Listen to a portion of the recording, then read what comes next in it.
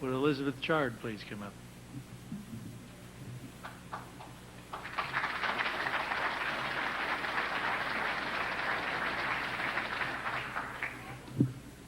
It's hard to believe that lifetime Haligonian and sportswoman Elizabeth Chard never really played sports in any serious way after grade school.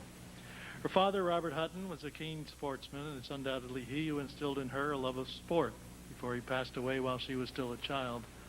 At QEH, she held down a part-time job and still managed to graduate with honors, before moving on to Dalhousie, where she received her BA in 1960, a Master of Arts degree in history the following year, and her BEd in 62, the year she started teaching history part-time at St. Mary's University. In 1963, she was the first female ever to receive a full-time professorship at St. Mary's. This, of course, placed her in a unique position. She found herself being the sole female faculty voice in the whole of the university. As it made its transition into coeducation, logic dumped all sorts of new and exciting roles her way. It was logical that she become first Dean of Women and then first Dean of Residence. It seemed everything that needed to be done for the few women students she was asked to do. Her involvement with sport administration came the same way. Those of you who've worked with her know that Elizabeth Chard has always been able to make quick decisions and keep her priorities in order. Her ability to do many things at the same time, knowing just where everything is and to which meeting she was headed next, enabled her to keep an unbelievable number of activities going at the same time. Much of her summer she spent gardening. She escapes to Bermuda as often as she can, but nobody ever accused her of being underworked. Among the hundreds of roles she's filled in the 3.5 decades she's worked at SMU, working for undergrad scholarships, student life, judicial boards, graduate studies, academic appeals, academic regulations, several search committees for university positions, convocation committee, and the one that eventually led to this stage tonight, advisor on athletics. In 1973, the senior administration gave her 24 hours to decide if she would change career paths, give up being chair of the history department, and undertake the role of university registrar. She decided to do exactly that. She became the registrar and has fulfilled that function ever since. SMU students are so appreciative of the service she's provided them over the years that they awarded her the honorary Gold M, the highest award they grant to a non-student. In '71, she was dragged along to the Atlantic Women's Intercollegiate Athletic Association meeting as a voting delegate because she was the university faculty advisor to women's athletics. That was the first of thousands of hours of commitments to sport that Chard was to spend on behalf of Atlantic Province athletes. From 75 to 80, she was on the AUAA executive. From 76 to 78, she was president of the Atlantic University's Athletic Association. She was co-chair of the organizing committee of the Nova Scotia Special Olympics, providing leadership to that group for more than 10 years. She helped organize the Atlantic Games, and she was on the board of directors for Football Nova Scotia. At the national level, she was a member of the advisory council to the organizing committee of Universiade 83 in Edmonton. In 84, 85, and 86, she was on the organizing committee of the Atlantic Bowl. I mean, these things roll off the tongue, but each one of these is a commitment of hundreds and hundreds of hours. She was a part of the organizing committee for the Canadian 1985 Women's Field Hockey Championship. She was co-chair of the Committee on Hospitality and Protocol for Canadian Wheelchair Basketball Championships held in 1987. She was on the organizing committee for Football Canada's Touch Football Bowl 87. She was one of those involved in organizing the Nova Scotia leg of Rick Hansen's Man in Motion tour. From 80 to 84, she was the first female to head the Canadian Intercollegiate Athletic Union. At the international level, she helped organize the 1982 Pan Am Wheelchair Games. She was co-chair of the 1983 World Wheelchair Basketball Championships, for which she was in charge of hospitality protocol, hosts and hostesses, interpreters, the opening and closing ceremonies, and the closing banquet. In 1985, she was assistant chef de mission for Canada's entry to the World University Student Games in Japan. In '87, she was chef de mission to the World University Student Games in Zagreb, Yugoslavia. And she was vice chair and primarily responsible for the preparation of the bid made by Halifax for the 1994 Commonwealth Games. The literally thousands of hours put into these administrative activities absolutely boggles the mind.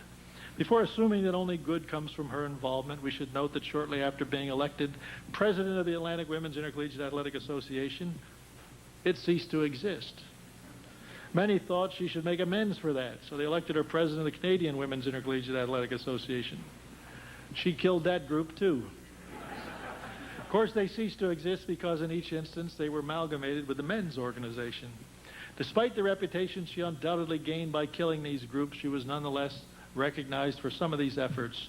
She's received the Recognition of Women Award from the YWCA, the Cornwallis Club Women of Distinction Award for her efforts in health, sports, and fitness, the Austin Matthews Award of the CIAU for outstanding contribution to Canadian intercollegiate sports, and she was named Canadian for Progress. She's also received a special membership in the Canadian Association of Sports History. Ladies and gentlemen, a great administrator, a great Nova Scotian, and a great Canadian. Please help us honor and thank Ms. Elizabeth A. Chard.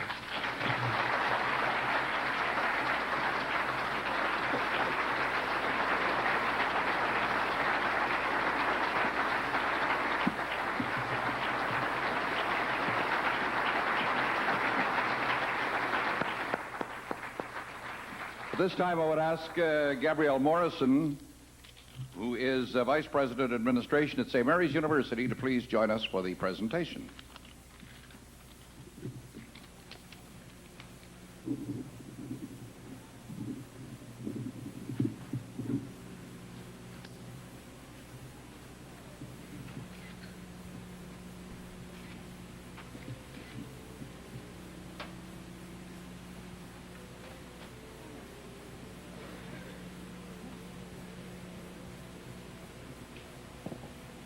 Congratulations, Elizabeth. Thank you very much, Pat.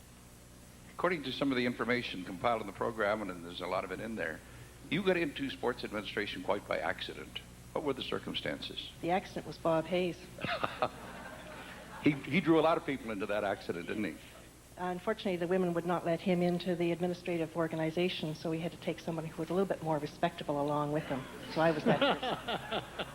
Well, over the years, you have performed tremendous service to not only university athletics, but athletics generally across this country. As an administrator and as former president, chair of the Canadian CIAU, as well as the AUAA, what were some of the highlights that you like to sit back and recall? Well, I guess when I went into administration at the administrative level, I really wanted to ensure that our student athletes were both students and athletes, and I'm very proud of the fact that I'm going into this hall at the same time as one of my very favorite teams. They were all good students, at least they didn't start out that way, but they certainly finished that way. And so when I look at the rules and regulations of CIU now, I can see a tiny bit of my own hand and my own philosophy there, and I'm very proud of that. You've been very involved with able-bodied athletes, but I know that very close to your heart has been your work with Special Olympics wheelchair athletes. Yes, you're right, and I always like to tell the story that I first met Rick Hansen in '82 during the Pan American Wheelchair Games, and that was his first sort of foray into disabled sport. Rick was very successful from the outset. He won 7 gold medals at St. Mary's during those Pan Am Games. I didn't count the number of medals correctly, so I had to ask Rick if he would give back one of his gold medals so I could present it to somebody else.